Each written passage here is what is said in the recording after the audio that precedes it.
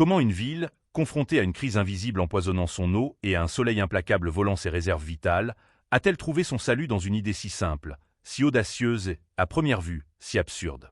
Comment Los Angeles, métropole tentaculaire bâtie dans un désert, a-t-elle retourné la situation non pas avec des méga-projets de plusieurs milliards de dollars, mais en recouvrant délibérément ses réservoirs de millions de petites sphères en plastique noir? Cette mer de plastique, flottant à la surface de l'eau potable de la ville, n'était pas un accident écologique. C'était un acte délibéré de survie, un pari calculé qui semblait défier toute logique. Il s'agissait d'une tentative de résoudre deux problèmes mortels avec une seule solution élégante. La question était, cela fonctionnerait-il? L'histoire de la survie de Los Angeles est inextricablement liée à l'histoire de son eau. C'est une épopée d'ambition, d'ingénierie et de lutte constante contre la nature. La ville a fleuri dans un bassin semi-aride, non pas à cause de ses ressources naturelles, mais malgré leur absence. Au début du XXe siècle, ces architectes civiques, des hommes comme William Mulholland, ont regardé au-delà de leurs frontières desséchées, vers les montagnes lointaines de la Sierra Nevada. Ils y ont vu un avenir qui pourrait être transporté sur des centaines de kilomètres par un système monumental d'aqueducs, de tunnels et de siphons.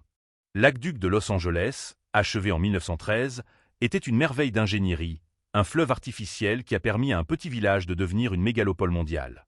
Il a apporté l'eau, et avec l'eau, la vie et la promesse d'une croissance sans fin. Mais cette promesse reposait sur un équilibre précaire. L'eau, une fois arrivée à Los Angeles, devait être stockée. D'immenses réservoirs à ciel ouvert furent creusés dans les collines de la ville, des lacs artificiels scintillant sous le soleil implacable de la Californie du Sud. Des noms comme Ivano, Silver Lake et le colossal réservoir de Los Angeles à Sylmar sont devenus des éléments essentiels de l'infrastructure de la ville, contenant des milliards de gallons d'eau, le sang vital de millions de personnes. Pendant des décennies, ce système a fonctionné.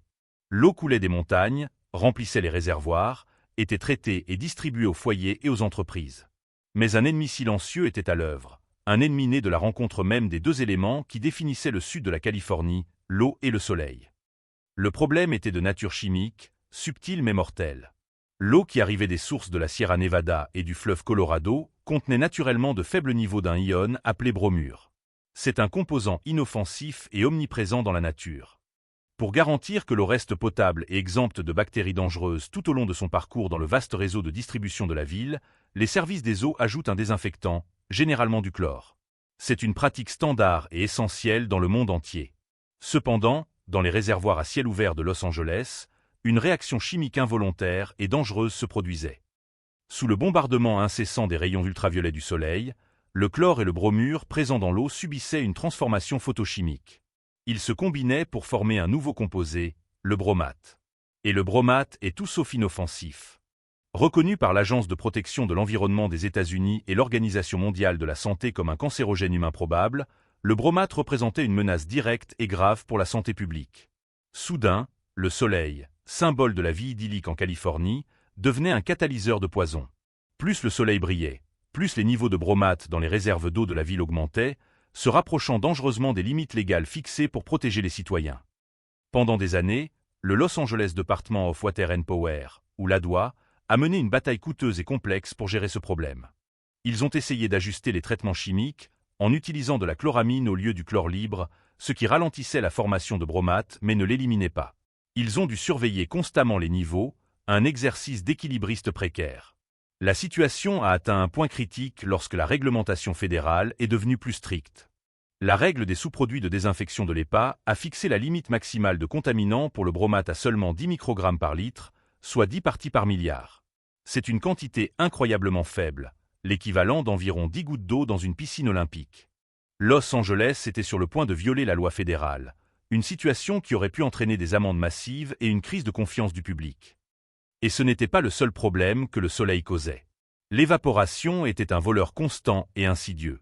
Chaque jour, la chaleur intense faisait s'élever des millions de gallons d'eau des surfaces des réservoirs, se dissipant dans l'air sec du désert. Dans une région perpétuellement en proie à la sécheresse, où chaque goutte d'eau était précieuse et transportée à grands frais sur de grandes distances, cette perte était stupéfiante. Chaque année, les réservoirs de la ville perdaient des centaines de millions, voire des milliards de gallons à cause de l'évaporation. C'était comme essayer de remplir un seau avec un trou au fond. La ville dépensait des fortunes pour importer de l'eau, pour ensuite la voir disparaître dans le ciel. La lumière du soleil nourrissait également un autre problème, les algues. Avec un ensoleillement abondant et une eau riche en nutriments, les réservoirs étaient des incubateurs parfaits pour les efflorescences algales. Ces proliférations n'étaient pas seulement inesthétiques, elles posaient de sérieux problèmes pour le traitement de l'eau. Les algues peuvent obstruer les filtres des usines de traitement, ralentissant le processus et augmentant les coûts de maintenance. Pire encore, certaines espèces d'algues libèrent des composés qui donnent à l'eau un goût et une odeur de terre ou de moisie, ce qui suscite des plaintes des consommateurs. Pour lutter contre cela, le Ladois devait souvent traiter les réservoirs avec des algicides comme le sulfate de cuivre, ajoutant une autre couche de produits chimiques et de coûts au système. La ville était prise dans un cercle vicieux. Le soleil créait du bromate et des algues, obligeant à des traitements chimiques qui pouvaient avoir leurs propres sous-produits, tout en volant l'eau même qu'ils essayaient de protéger. Face à cette triple menace, poison chimique, perte par évaporation et prolifération d'algues, les solutions conventionnelles étaient décourageantes. La réponse la plus évidente était de couvrir les réservoirs. Un toit solide empêcherait la lumière du soleil d'atteindre l'eau, résolvant ainsi les problèmes de bromate et d'algues d'un seul coup, tout en stoppant l'évaporation. Mais le coût et l'ampleur d'une telle entreprise étaient astronomiques. Couvrir le réservoir Ivano de 58 acres avec une couverture flottante coûterait des dizaines de millions de dollars. Pour le réservoir Los Angeles de 175 acres, le coût d'un toit en béton ou même d'une membrane flexible se chiffrerait à des centaines de millions, peut-être plus de 300 millions de dollars. C'était un prix que la ville, aux prises avec des contraintes budgétaires, ne pouvait tout simplement pas se permettre. Une autre option consistait à diviser les grands réservoirs en plus petites cellules couvertes ou à construire de nouveaux réservoirs souterrains, des projets d'ingénierie d'une complexité et d'un coût encore plus grand, s'élevant à des milliards de dollars et prenant des décennies à réaliser. Los Angeles était à court de temps, d'argent et d'options. Une nouvelle approche était désespérément nécessaire. L'inspiration est venue d'un endroit inattendu. Elle n'est pas venue d'une grande société d'ingénierie ou d'un groupe de réflexion universitaire, mais de l'esprit d'un seul homme observant un simple problème de nature. Le docteur Brian White était un biologiste du Ladois. Son travail consistait à étudier les complexités de l'écosystème du réservoir. Il connaissait intimement les problèmes d'algues, les défis de la qualité de l'eau et la bataille constante contre le soleil. Il était au courant d'une pratique utilisée dans les étangs près des pistes d'aéroports.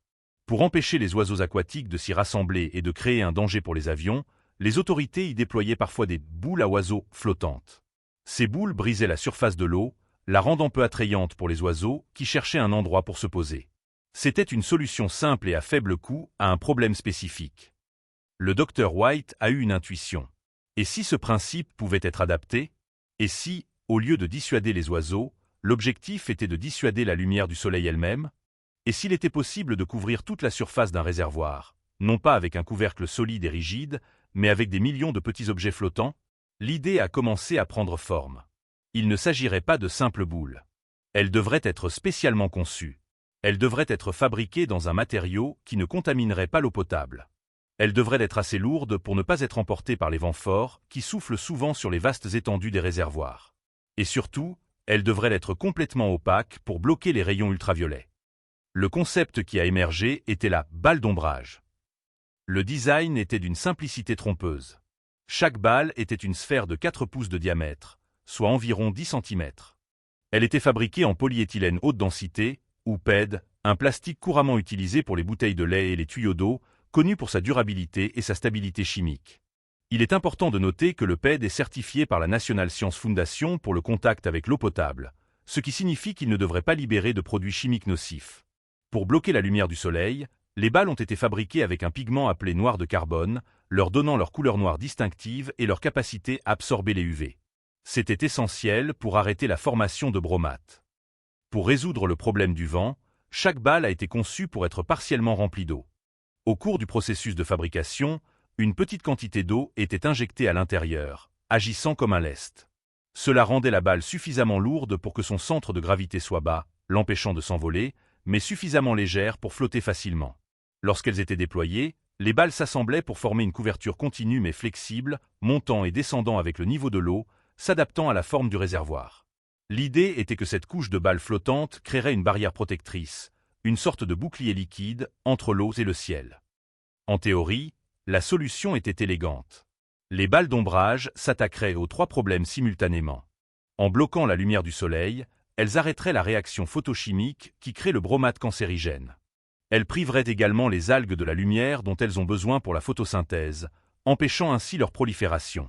Enfin, en recouvrant la surface, Elle réduirait considérablement la superficie exposée à l'air et au soleil, ce qui diminuerait considérablement l'évaporation. Et surtout, le coût estimé était une fraction des alternatives. La fabrication et le déploiement de millions de ces balles coûteraient des dizaines de millions, pas des centaines de millions ou des milliards. C'était une proposition radicale, un pari audacieux. Le plan a été présenté aux dirigeants du Ladois. Il y a eu du scepticisme, comme on pouvait s'y attendre. L'idée de jeter volontairement des millions d'objets en plastique dans l'approvisionnement en eau de la ville était, pour le moins, peu orthodoxe. Un ingénieur a fait remarquer que cela allait à l'encontre de toutes les pratiques standards qui visaient à garder les matières étrangères hors de l'eau traitée. Des questions ont été soulevées sur la longévité des balles. Combien de temps dureraient-elles avant de devenir cassantes sous le soleil constant? Que se passerait-il si elles se brisaient? Le spectre des microplastiques, bien que moins discuté publiquement à l'époque, était une préoccupation pour certains scientifiques. Des groupes environnementaux se sont inquiétés de l'introduction à grande échelle de plastique dans l'écosystème, même s'il était contenu. C'était un territoire inconnu. Personne n'avait jamais tenté quelque chose de cette ampleur auparavant. Malgré les doutes, le désespoir de la situation a forcé la main des autorités. Les niveaux de bromates continuaient d'être un problème tenace. En 2007, le réservoir Elysian a dû être mis hors service après que ses niveaux de bromates aient dépassé 4 fois la limite fédérale. Le réservoir Ivano était le suivant sur la liste, avec des niveaux qui flirtaient dangereusement avec la limite légale. Une action était nécessaire, et rapidement. Les solutions conventionnelles étant trop lentes et trop chères, le pari non conventionnel du Dr White a commencé à paraître non seulement plausible, mais nécessaire. La décision a été prise de lancer un projet pilote. Le réservoir Ivano, situé dans le quartier de Silver Lake, serait le terrain d'essai. Le plan était de déployer 400 000 balles d'ombrage sur le plus petit des deux bassins du complexe du réservoir Ivano. Ce ne serait pas une couverture complète, mais suffisante pour tester le concept dans des conditions réelles. La logistique de la mise en œuvre a commencé. Les balles ont été fabriquées par plusieurs entreprises, dont une, Xavier C., qui avait été pionnière dans la conception de boules en plastique pour diverses applications industrielles. Les balles ont été livrées par camion sur le site. Le déploiement lui-même était un spectacle. De grands sacs de balles étaient hissés par des grues, puis ouverts au-dessus de rampes qui descendaient vers l'eau. Des torrents de sphères noires se déversaient sur les rampes, rebondissant et roulant avant de plonger dans le réservoir avec un bruit de cliquetis collectif. Elles se sont rapidement dispersées à la surface, poussées par le vent et les courants, commençant à former des radeaux flottants de plastique noir. Les équipes du Ladois ont commencé à surveiller méticuleusement les résultats. Avant le déploiement, elles avaient établi des données de base complètes sur la qualité de l'eau, mesurant les niveaux de bromates, la croissance des algues et les taux d'évaporation. Maintenant, avec les balles en place, elles ont répété ces tests, semaine après semaine. Les scientifiques attendaient, certains avec espoir, d'autres avec un scepticisme prudent. L'avenir de la gestion de l'eau à Los Angeles reposait sur les données qui allaient sortir de ce lac artificiel désormais tacheté de noir. Les premiers résultats sont arrivés, et ils étaient stupéfiants. Ils n'étaient pas seulement bons, ils étaient bien meilleurs que ce que beaucoup avaient osé espérer. Les niveaux de bromates dans les zones couvertes par les balles ont chuté de façon spectaculaire. La barrière noire faisait son travail, bloquant la lumière du soleil et arrêtant la chimie indésirable. La différence entre l'eau à l'air libre et l'eau sous les balles était nette et indéniable. Un chimiste du Ladois a décrit l'effet comme allumer et éteindre un interrupteur. La croissance des algues a également été stoppée net.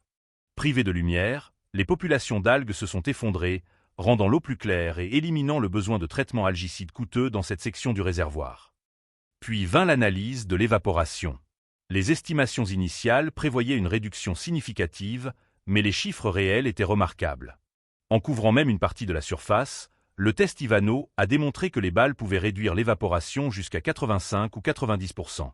Extrapolé sur une année entière, le Ladois a calculé que le déploiement relativement modeste de 400 000 balles avait empêché environ 290 millions de gallons, soit plus d'1 milliard de litres, d'eau de se perdre dans l'atmosphère. C'était assez d'eau pour approvisionner des milliers de foyers pendant un an. Tout cela pour un coût d'environ 3,6 cents par balle. Le succès du projet pilote d'Ivano a été un tournant décisif. Le doute a commencé à se dissiper, remplacé par un sentiment d'optimisme prudent. L'idée folle du Dr White avait été validée par des données rigoureuses. Elle fonctionnait. Les critiques existaient toujours, bien sûr. Les questions sur les impacts à long terme du plastique restaient sans réponse définitive. Certains ont fait valoir que l'eau utilisée pour lester les balles était un gaspillage. Il fallait environ 35 ml d'eau par balle, ce qui, pour des millions de balles, représentait une quantité non négligeable.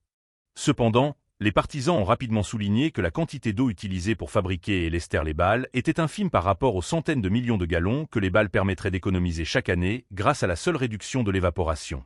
Le retour sur investissement en eau était massif.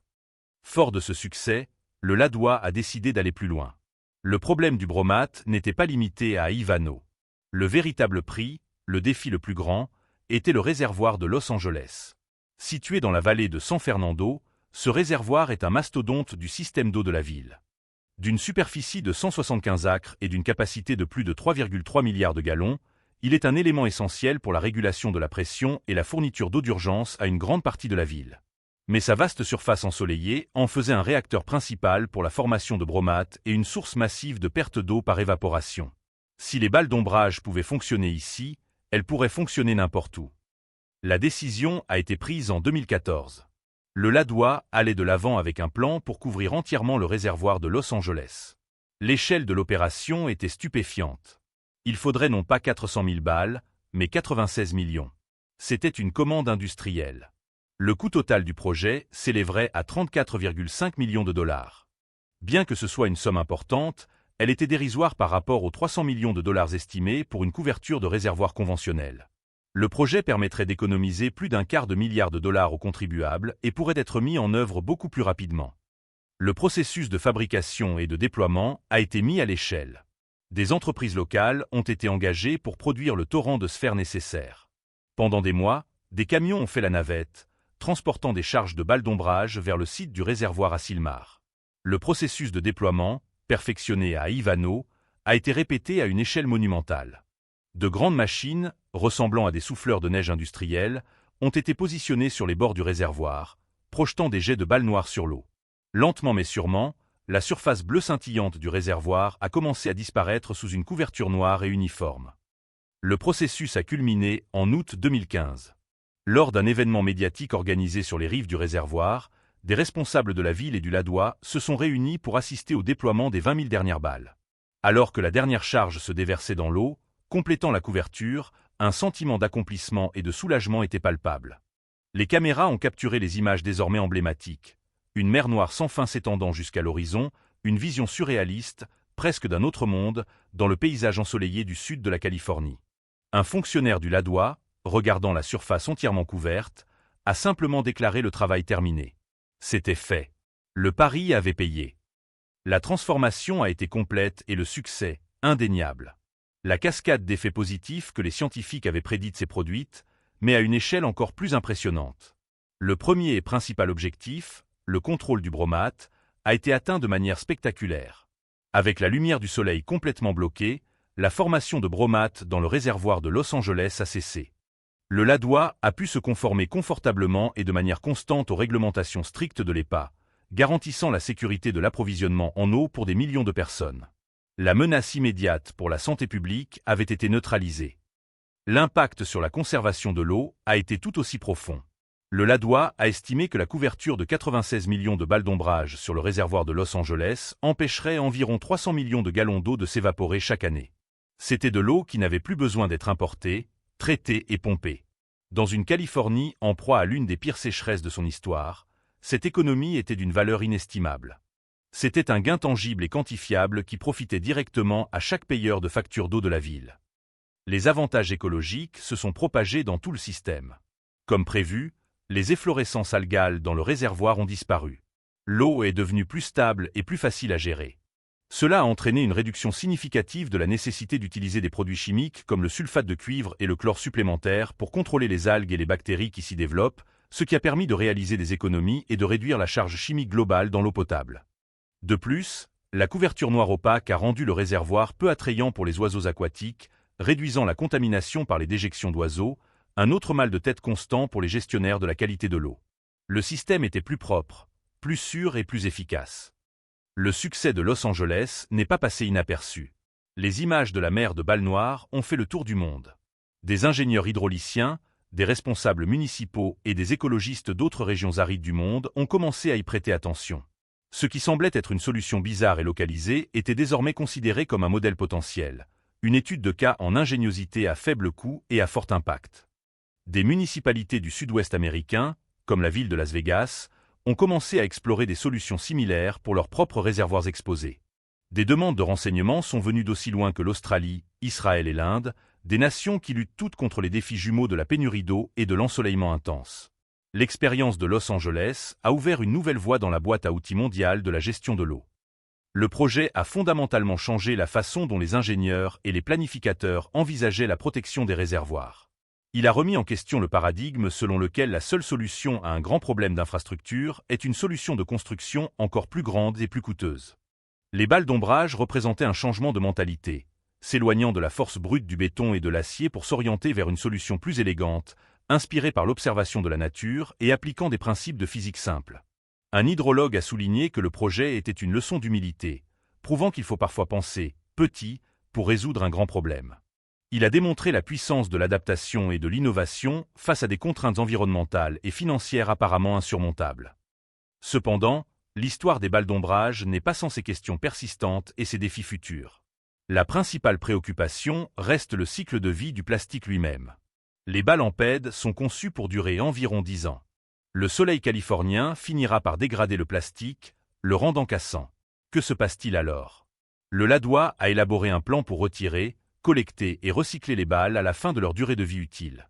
Le PED est un plastique hautement recyclable, et l'intention est de le transformer en d'autres produits, évitant ainsi la mise en décharge. Mais l'exécution de ce plan à une si grande échelle sera un défi logistique en soi. La question des microplastiques reste également un domaine de recherche active. Bien que le PED soit considéré comme un plastique de qualité alimentaire et stable, l'idée que des millions d'objets en plastique flottent dans l'eau potable soulève des inquiétudes légitimes quant à la possibilité de dégradation et de lixiviation à long terme. Des études approfondies seront nécessaires pour surveiller en permanence la qualité de l'eau et s'assurer qu'aucun nouveau problème n'est créé en résolvant les anciens. C'est un compromis que les scientifiques et les régulateurs doivent gérer avec soin, en pesant le risque connu et prouvé du bromate contre le risque potentiel et encore à l'étude des microplastiques provenant de cette source spécifique. De plus, alors que le monde est confronté à la crise plus large de la pollution plastique, l'optique de la promotion d'une solution basée sur le plastique est complexe. Les défenseurs du projet soutiennent que c'est une utilisation responsable et contenue du plastique, où le matériau est utilisé pour sa durabilité et sa stabilité afin de résoudre un problème environnemental critique, avec un plan de recyclage en place. Ils le comparent à l'utilisation incontrôlée de plastique à usage unique, qui finissent dans les océans. Néanmoins, cela souligne la nécessité de continuer à innover, peut-être en développant des balles d'ombrage de nouvelle génération à partir de matériaux biodégradables ou de bioplastique qui pourraient offrir les mêmes avantages sans les préoccupations de fin de vie.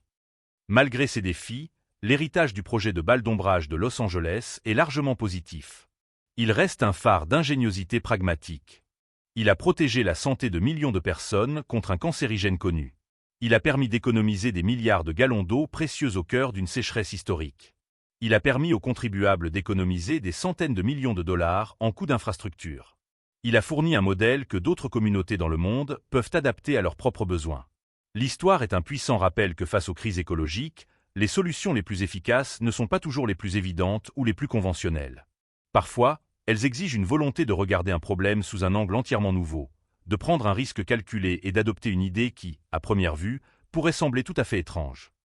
En fin de compte, la mer de balles noires flottant sur les réservoirs de Los Angeles est plus qu'une simple curiosité visuelle. C'est un symbole de l'adaptabilité humaine. C'est un monument à une solution simple qui a résolu un ensemble complexe de problèmes. Dans la longue et continue saga de la quête d'eau de l'humanité dans un monde qui se réchauffe, les balles d'ombrage sont une note de bas de page fascinante et importante, une leçon sur la façon dont un peu de pensée latérale et 96 millions de boules en plastique peuvent aider à maintenir le flux vital d'une ville. La nature a posé un problème. L'ingéniosité humaine a répondu. Et l'eau, plus sûre et plus abondante, continue de couler.